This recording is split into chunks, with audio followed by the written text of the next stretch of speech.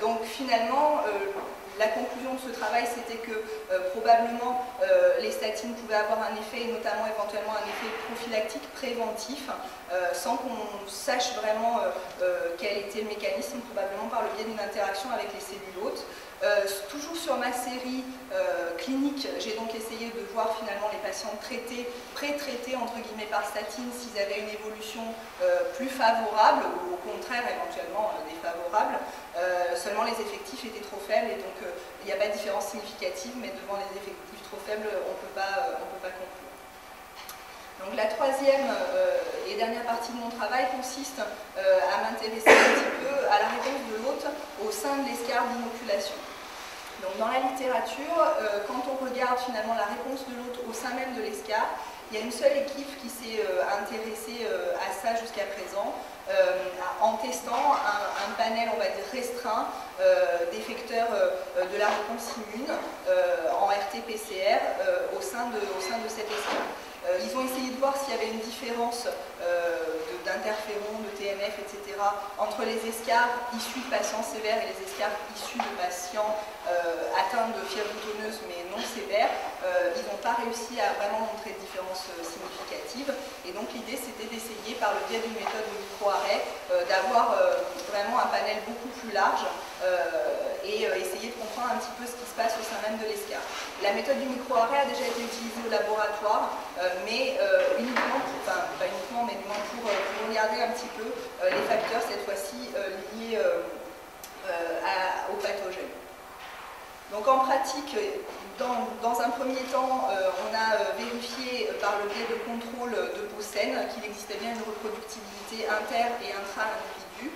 Et puis ensuite, ces contrôles de peau saine, issus en fait de peau, de débris entre guillemets chirurgicaux de peau lors de chirurgie esthétique, on a pu comparer donc ces escarres de peau saine, ces biopsies de peau saine, pardon, par rapport à des escarres issus de patients avec des fièvres boutonneuses méditerranéennes prouvées, qui venaient donc soit du Maroc, soit d'Algérie. Au total, il y a donc 16 escarres issus de patients présentant des fièvres boutonneuses méditerranéennes, on va dire non sévères, qui ont pu être analysées, 6 provenant d'Algérie, 10 du Maroc, et 3 escarres provenant de patients avec des fièvres boutonneuses méditerranéennes sévères qui ont pu être analysées. Donc l'analyse actuellement, c'est des résultats préliminaires, l'analyse est en cours. En pratique, quand on regarde un petit peu ces escarres comparés par rapport aux témoins peau saine, on s'aperçoit qu'il y a une quantité très importante de gènes qui sont up-régulés. Je me suis focalisée pour l'instant pour essayer d'avancer sur les gènes ayant des fold chains supérieurs à 7. Il y en a 90 et la répartition, c'est 25% correspondent à des gènes qui ont donc une activité, on va dire, immune, et notamment sur une réponse immune aiguë, inflammatoire aiguë, pardon. 25% c'est des gènes qui correspondent donc à la communication cellulaire, 20% au processus cellulaire, 15% à la préautéolyse et 10% à la régulation positive de l'apoptose. J'ai essayé de regarder finalement nos résultats par rapport au reste de la littérature et notamment donc par rapport au travail de Souza et collaborateurs, et on retrouve finalement ce qu'eux avaient testé, c'est également up-régulé dans nos travaux, avec une up-régulation de l'interféron gamma, du TNF, de l'IL-10, de Rantes et d'autres molécules. Quand on regarde également par rapport à le restant de la littérature, à savoir les molécules qui ont été décrites sur des modèles animaux ou humains, à une association au cours de une augmentation du moins au cours de la fièvre boutonneuse méditerranéenne, on retrouve également à peu près les mêmes effecteurs. À noter que l'IL-6 n'est pas retrouvé dans notre modèle, mais on va y revenir. Et ce qui finalement, et c'est là le plus beau du travail de l'analyse, et qui n'a jamais été décrit, ce qui est retrouvé de façon up-régulée, de façon très importante dans nos escarres par rapport aux témoins peau saine, ce sont essentiellement des métalloprotéases, des défensines. Donc là, il y a le travail de bibliographie que je suis en train d'effectuer pour essayer de mieux comprendre ça. Quand on regarde cette fois-ci, quand on s'intéresse aux gènes qui sont down-régulés au sein des escarres par rapport aux témoins, là aussi je me suis arrêtée, je me suis mis une limite avec des fold change qui sont inférieurs à 0,2, puisque sinon il y a plus de 7500 gènes qui sont down-régulés, et il y en a 75 qui sont de toute façon, la répartition est toujours la même. Il y a de l'ordre de 70% qui correspondent à des gènes qui agissent dans la régulation biologique, 20% dans les processus cellulaires et puis 10% dans les processus métaboliques. Et les gènes qui ont les fold change les plus bas, ce sont essentiellement des gènes qui ont attrait avec la kératine. On a également essayé de comparer, cette fois-ci en faisant abstraction des témoins, les escarres sévères, donc pour celles d'Algérie uniquement, donc il y avait 2 et 7, donc les escarres sévères par rapport aux escarres issus de patients avec des FBM non sévères. Et on retrouve uniquement 2 gènes qui sont down-régulés parmi les escarres sévères, qui sont des gènes, pour l'instant j'avoue que j'essaye de comprendre éventuellement, qui sont donc un facteur de transcription et puis un gène qui a été décrit comme ayant un rôle dans l'ictiose.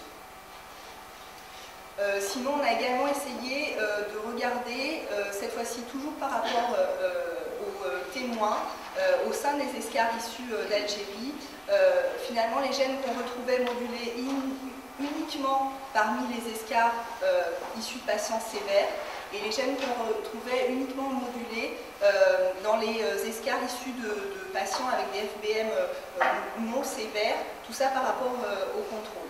Et là, ce qui est peut-être intéressant, c'est que l'IL6, justement, a un fold change de 9, uniquement donc, parmi les escarres sévères, et cette même IL6 a été retrouvée dans des études cliniques de patients atteints de FBM maligne de façon plus importante que les patients atteints de FBM non maligne.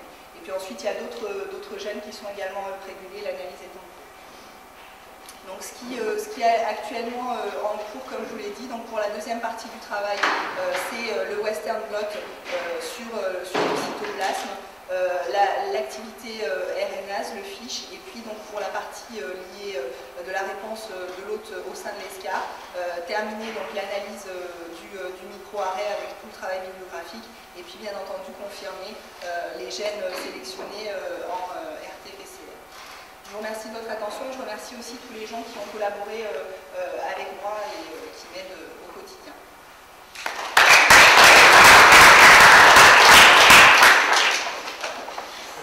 Question pour Elisabeth. On va mettre de la lumière pour stimuler le public. Super bon, là je stimule rien du tout parce que je suis là.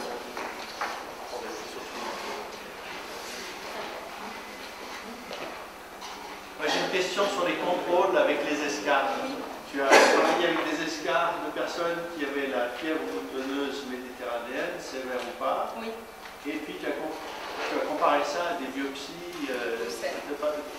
Est-ce qu'il existe des escarres qui sont entre les deux, c'est-à-dire qui proviennent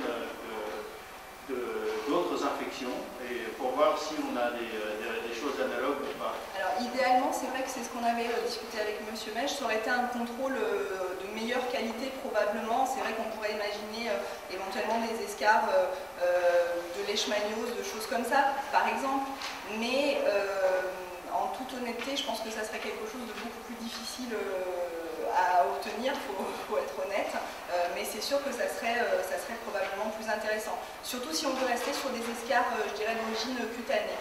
Après, c'est vrai que si on voulait regarder des granulomes d'autres étiologies, des granulomes au sein d'organes, par exemple dans la tuberculose, mais je pense que ça aurait pu éventuellement apporter un biais parce qu'on ne serait pas sur de la peau au final. La réponse est oui, il y a d'autres maladies. Oui, il y a d'autres maladies infectieuses, voilà.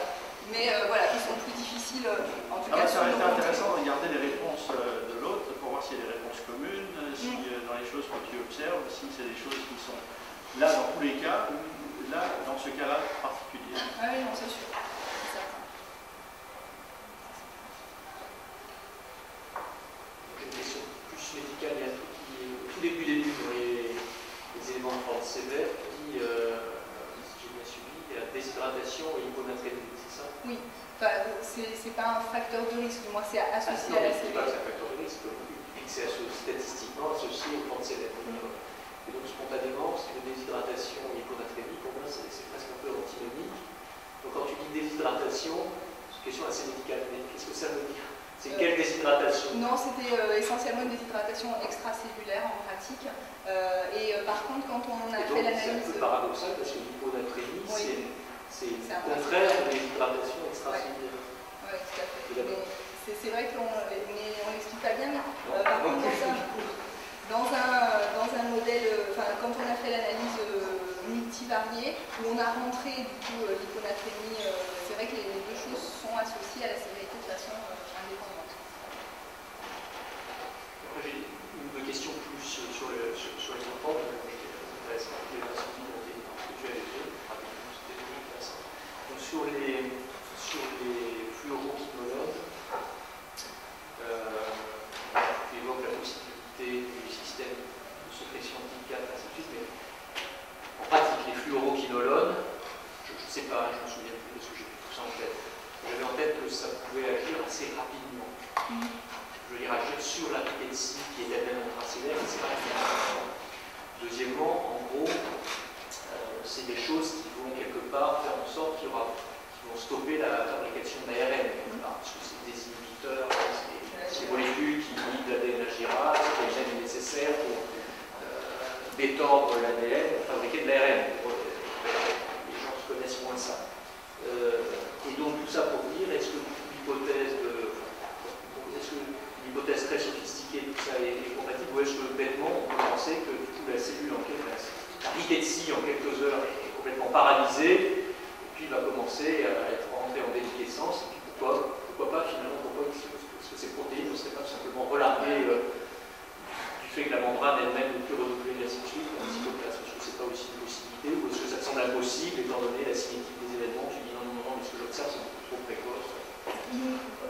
Ce que j'observe semble être un peu précoce, parce que c'est vrai qu'à 24 heures, bon là j'ai poulé différentes, mais c'est vrai qu'en général à 24 heures, on retrouve pour le coup par rapport aux témoins des tailles qui sont identiques, qui montrent l'activité, je dirais, antibiotique attendue. Donc ça paraît être un peu précoce.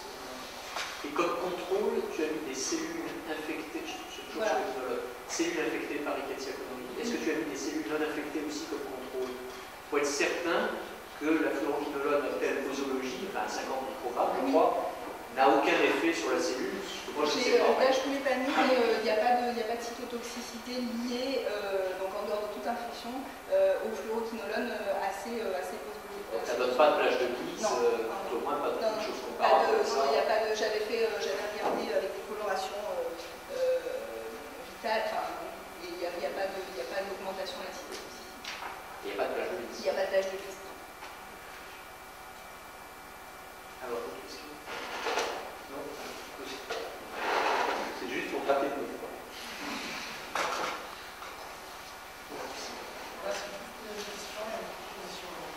Parle bien fort, parce que ici on n'entend rien. Parlez fort, habituez-vous à parler très fort. Ça, quand on fait court aussi, on s'habitue. Une question et une proposition. Voilà. On a Rickettsia connolly, qui est généralement une bactérie qui est transmise par une type qu'on appelle Rickettsia virus, qui est une type de chien. On va dire que c'est une type de chien. En même temps, le chien, on retrouve des types positifs à Rickettsia connolly, mais jamais sur le chien. Et en plus de ça, le chien ne développe jamais de signes cliniques par rapport à ça. Parce qu'on ne peut pas dire que peut-être la réponse elle est ici, dans le sang du chien, peut-être qu'il a une immunité, on fait quelque chose dans le laboratoire, par exemple, une vitro, essayer des cultures cellulaires et tout ça. Par exemple, c'est une culture cellulaire pour la cellule de chien, et voir aussi. J'avoue que. Alors je pense que je ne serais pas suffisamment compétent, j'avoue que les lignées cellulaires à base de cellules de chien, on n'en a pas, ça doit exister.